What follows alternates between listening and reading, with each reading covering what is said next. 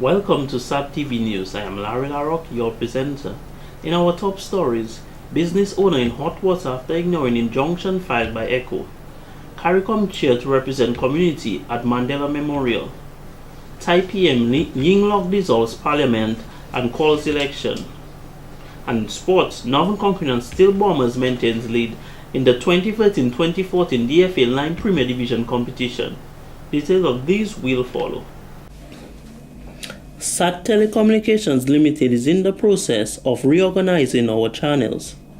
In this endeavor, some channels will be off temporarily and new ones will be introduced. SAT Telecommunications Limited is pleased to inform you of a number of new channels.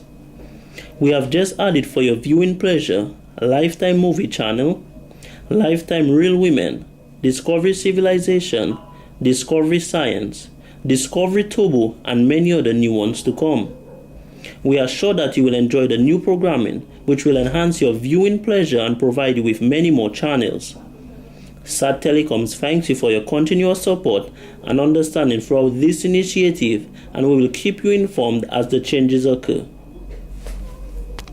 Welcome back. United Workers' Party joins the rest of the world in extending condolences and best wishes to the family of the late legendary human rights champion Nelson Mandela of South Africa. Mr. Mandela's leadership over many decades as one of the greatest advocates of freedom, democracy, and racial equality has inspired the world community to higher heights of decency and civility. With his passing at the age of 95, the world was deprived of an internationally revered symbol of the togetherness that brings together our human family. The UWP is expecting that over the next few days, as a mark of our deepest respect, the flags of Dominica will fly at half-mast as our faithfully departed liberator finds fulfillment in the achievements of his earthly flight and rejoices in the embrace of our Father in heaven, whose work on earth he pursued with distinction. May his soul rest in peace. In other stories, Dominica has received a US $8.2 million grant from the PRC, People's Republic of China.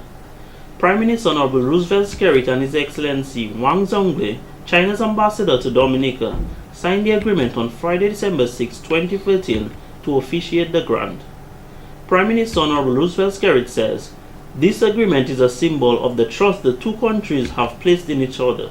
It is also a clear testimony of the fact that the relationship between the government of Dominica and the government and People's Republic of China remains strong. They continue to be great friends of Dominica.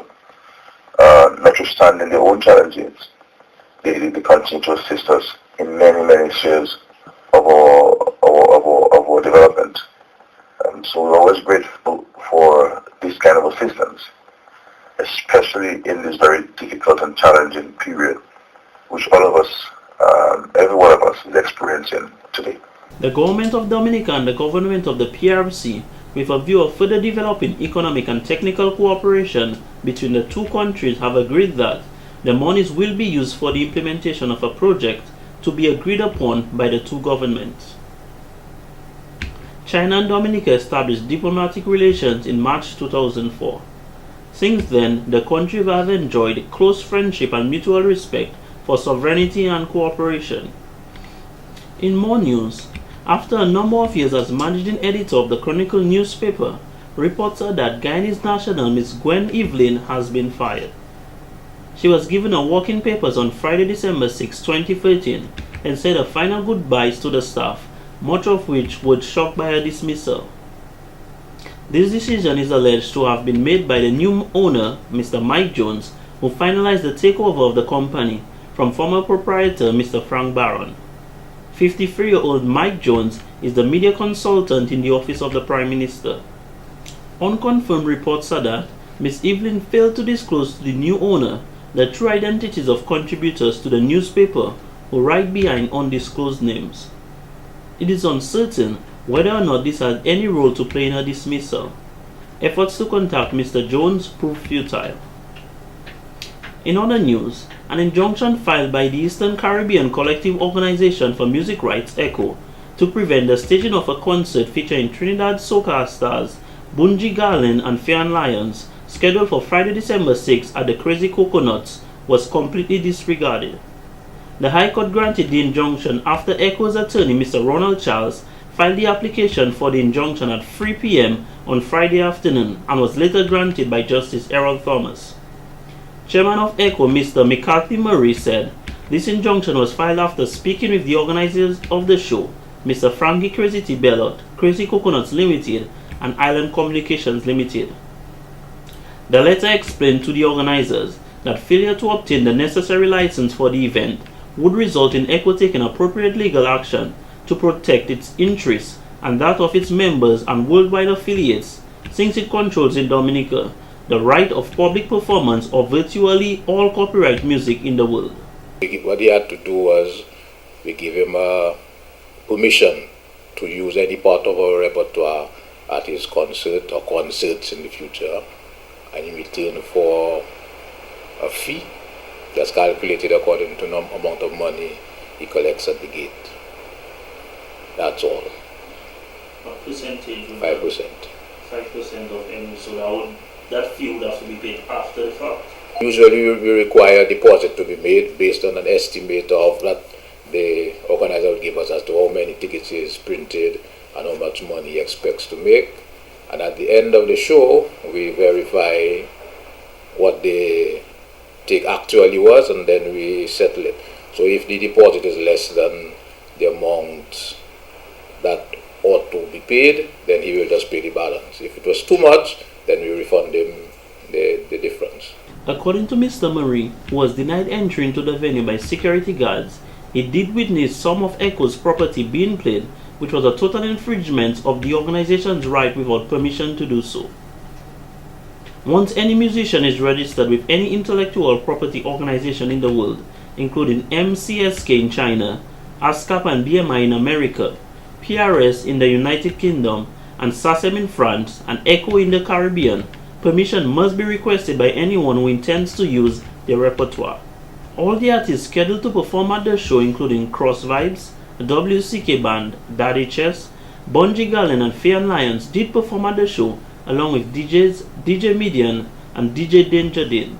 The advice would be that they should, one, seek legal advice on the matter, but more appropriately, so as we're concerned, they should approach me in this case here, to arrange a license for their public events, whether it be in a shop, a store, a concert hall, etc., or a TV station, a radio station. They need to get a license to use portions of our repertoire, which, as I was telling you, is pretty much all the copyright music in the world. A further hearing in this matter will be held on the 20th of December 2013. The judge will then decide the punishment handed down to the organizers of the event who disobeyed the injunction he filed. Efforts to contact Mr. Frankie Bellot to comment on the matter proved futile. In more stories, gender socialization has long been an issue in Dominica and by extension the wider region. Monday, December 9, 2013 began a two-day regional workshop on gender socialization for early childhood development practitioners in a move to increase access and provide quality within the field of early childhood development. Ms. Melina Fountain, Acting Chief Education Officer in the Ministry of Education and Human Resource Development, says a focus on access and quality has seen the progress of several successful initiatives geared at promoting early childhood development. A focus on access and quality have seen the development and adoption of legislation and/or amendment to existing legislation, policies, regulations, teacher training, early childhood development councils, curriculum development and implementation, and upgrading of early childhood development facilities, among other initiatives, in one form or another within the Caribbean region. Ms. Fountain noted, in some parts of the world, being born a girl is often synonymous to a life of discrimination and challenges. Therefore, this workshop presents an opportunity to reflect and examine where we are as a Caribbean nation in relation to gender equality. Honorable Peter Seja, Minister of Education and Human Resource Development, speaking at the workshop, highlighting that the once noted culture of togetherness has been replaced with a culture of individualism and endless stereotypes from childbirth through to adulthood. The innocence of children has been compromised by gender stereotypes, and our boys and girls have been forced to accept adult expectations for their behaviors and future ambitions. Adults who are expected to model gender neutrality have embraced roles for girls and boys at homes, within our schools, and in the wider society. Unfortunately, in many instances, children are no longer seen as treasures to be honed and cherished, but as objects for adults for their desires for wealth and tools in war and trade. Mr. Seja says that society has evolved so rapidly that we now have to teach our children coping strategies to adjust to the emerging issues in a world that is plagued by the egos of adults.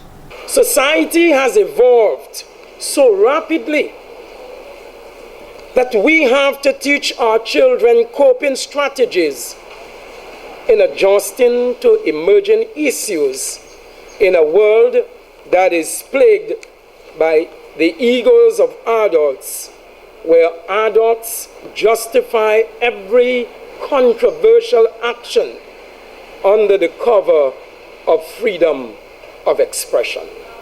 This, he believes, has contributed to the challenges that children face just to fit within society, hostile to maintaining and persevering the innocence of children.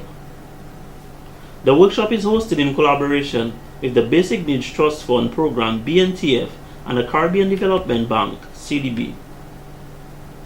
In other stories, Ms. Deborah Agdi-Bisson was named the valedictorian of the All Saints University School of Medicine's 20th White Coat ceremony. Let our view of the world not be based just on experiences we've had within the four walls of our classroom. As a class, we've been through more than we could ever imagine in the past 4 semesters, some difficult to face than others, yet we're sitting here for a reason. Let us make those who support and believe in us proud. Let us give our lives and everything that we have to give, because you never know what good things may come out of them. All Saints University School of Medicine hosted its 20th White Coat ceremony for students who have completed the basic medical science phase of the MDA degree program. President of the All Saints University, Dr. Joshua Yusuf, admonished the students for their hard work and persistency. Today, 20 of them are being honored for successfully completing the basic medical science phase of the degree program, our White Coat recipients. I congratulate you, your parents and faculty, for your achievements in spite of all the challenges that you have had to face these past several months. Some of your former colleagues could not stand the heat and fell by the wayside. But according to Julius Caesar, you came, you saw, and you conquered. Dr. Yusuf said the students have shown that anything is possible with the right attitudes and operating at the right altitude, but reminding them that the journey of life had just begun. As you will soon realize that the more you study, the more you discover that you have known but very little. As a physician in training, you are already defining your life as one that will shape the destinies of many. You will be required to continue to make great sacrifices in the course of your training to ensure that you get it right. But remember, you are among very few privileged individuals who are saddled with the responsibility of treating the prime creation of God. Honorable Peter Seja, Minister for Education, says the university has brought tremendous benefits in the areas of professional competence and financial returns to Dominica over the past years. So by accepting your white coats, you are implicitly saying that you commit yourselves to a life of humility and purity of purpose, reassurance and confidence to anxious parents or patients. And I believe that this is an essential prerequisite to the healing process. The All Saints University is continuous in their efforts to offer free healthcare to the public through its health fairs. In other stories, over the weekend, the trough system dumped a lot of rain on the island, particularly in the northern communities. Senior Meteorological Officer Mr. Fitzroy Pascal said the trough system was not unique to Dominica, as it also affected the northern Lesser Antilles. More specifically on Sunday, sometime Sunday morning, a thunderstorm cell produced significant rainfall to the north of Dominica, and as a result, this could have contributed to flooding downstream in the Picard area. Mr. Pascal said the trough system was expected and Dominicans were advised accordingly, with regular updates on the Meteorological Office website www.weather.gov.dm. The Picard area in the northern tongue of Portsmouth was badly affected as there was significant flooding when the Picard River overflowed its banks, leaving a number of cows who grazed the area stranded. Mr. Pascal is advising residents to remain vigilant and pay close attention to the local weather reports issued on a daily basis.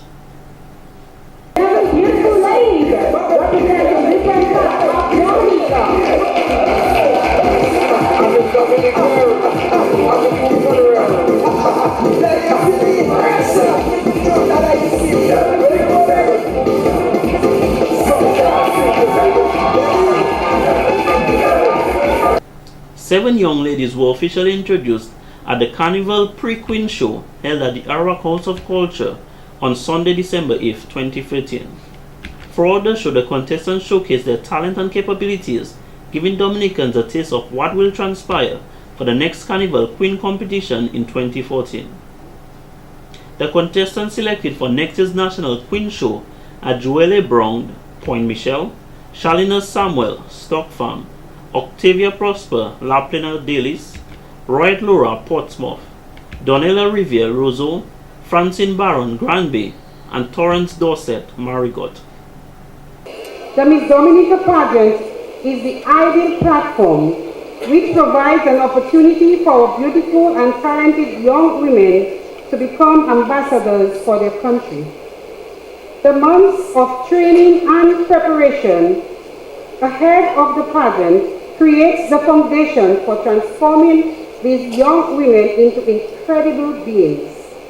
Tremendous effort is placed into molding and grooming them into intelligent, admirable young women.